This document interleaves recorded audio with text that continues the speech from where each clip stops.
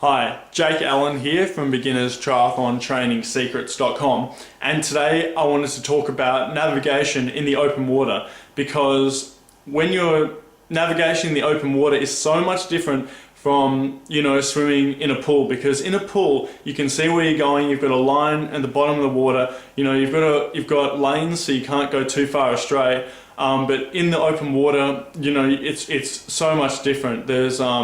There's tides, you can't really see below you. So sighting and navigation in the open water is something as a skill that you really have to know. The other thing is that you can't rely on other people knowing where to go. You can't really follow someone else because often they don't know where they're going themselves. So you've got to rely on your own instincts and on yourself and navigation, your own navigation. So how do you navigate in the open water? Well, it's a thing called sighting. And sighting is simply, looking to see where you're going and sighting the buoy or the landmark where you need to go. But what is the technique for sighting? Well, I'm going to show you right here. What you need to do is when you're swimming, you want to take your stroke, and then when your arm is in the recovery position, you want to lift your head up a little bit, just above the waterline. You don't want to lift your head too much up because then your hips and legs are going to sink and it's going to make it very inefficient.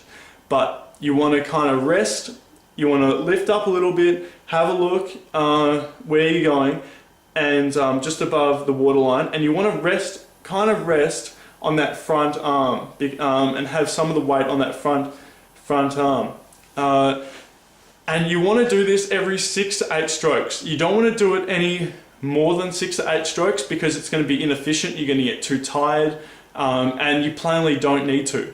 And you don't want to do it less than that, because if you do it less than that, then you can get off course from where you want to go, and it's not going to be as helpful as if you do it every 6 to 8 strokes. So these are my tips. Also, you want to practice this like 5 minutes at the end of each session, or a couple of sessions a week, so that you get familiar with it and that you practice it and you get used to it and confident with it.